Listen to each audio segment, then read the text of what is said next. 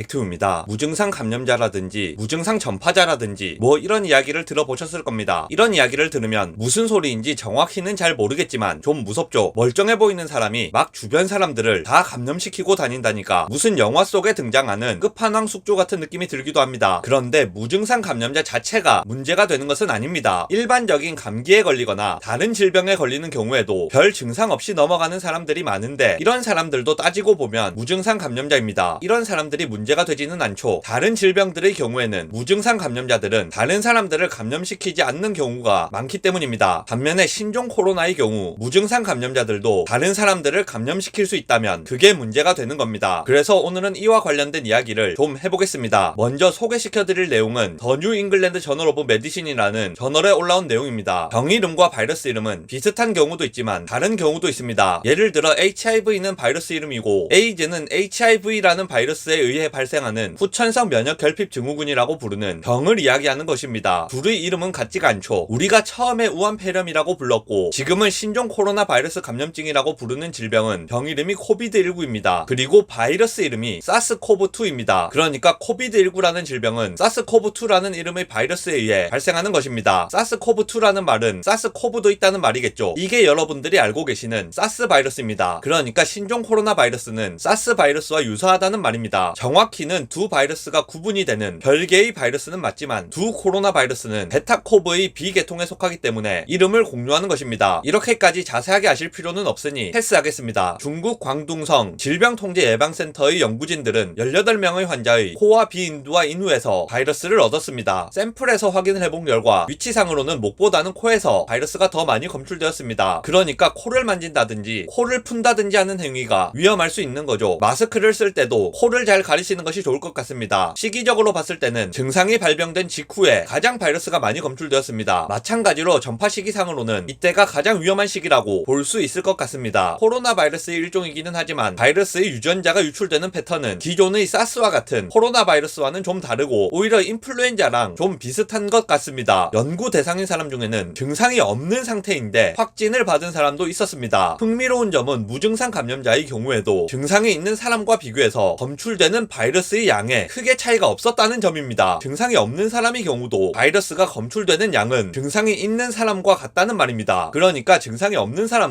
다른 사람을 감염시킬 수 있는 충분한 농도의 바이러스를 배출한다는 말입니다. 무섭습니다. 이 발표는 이렇게까지만 이야기를 하고 끝나기 때문에 얼핏 보게 되면 무증상 감염자도 증상이 있는 사람과 똑같은 전파력을 가진 게 아닌가 하는 의문이 들 수도 있습니다만 그건 아닌 것 같습니다. 물론 증상이 없는 사람이라도 대화를 하다가 침이 튄다든지 음식을 함께 먹거나 코나 입을 만진 손으로 악수를 한다든지 키스나 야스를 한다든지 하는 밀접한 접촉이 있었다면 전파가 가능은 할 겁니다. 일단 증상이 있는 사람과 증상이 없는 사람에 있어서 바이러스 농도 자체는 차이가 없는 것처럼 보이니까요. 그런데 바이러스의 전파에는 바이러스의 농도만 관여하는 것은 아닙니다. 바이러스의 전파에는 증상이 있느냐가 아주 중요한 요소로 작용합니다. 전염병 주식회사 게임을 해보신 분들은 아시겠지만 기침이라든지 재채기라든지 폐렴이라든지 하는 증상을 추가하면 감염성이 증가하게 됩니다. 이 게임은 현실을 어느 정도 반영하기 때문에 실제로도 그렇습니다. 특히 기침이나 재채기를 하느냐 마느냐가 감염 전파에 있어서는 아주 큰 역할을 하기 때문에 기침을 하지 않는 무증상 감염자의 경우에는 증상이 있는 사람들에 비해서 전파력이 떨어질 것으로 보입니다. 이건 저널에서 직접 언급한 내용은 아니고 일반적인 이야기입니다. 그런데 기침을 하느냐 그렇지 않느냐에 따라 비말 생성량 차이가 굉장히 크기 때문에 아마 맞을 겁니다. 아직까지 이 바이러스에 대한 연구는 대부분 초기 단계에 있는 상태고 대규모 연구가 시작되게 된다면 지금 알고 있는 내용이 좀 바뀔 수도 있을 겁니다만 일단 지금은 이 정도로 생각하시면 될 것 같습니다. 영상 요약하겠습니다. 최신 연구에 따르면 신종 코로나 바이러스 감염자의 경우 무증상 감염자의 경우에도 증상이 있는 사람과 비교해 볼 때 바이러스 농도의 차이가 없었습니다. 그러니까 증상이 없는 사람도 다른 사람을 감염시킬 수 있습니다. 하지만 증상이 있어서 기침을 하는 감염자와 비교해 볼 때 무증상 감염자는 비말을 훨씬 적게 생성하기 때문에 실질적인 전파력은 증상이 있는 사람과 비교해 볼 때 높지는 않을 것으로 보입니다.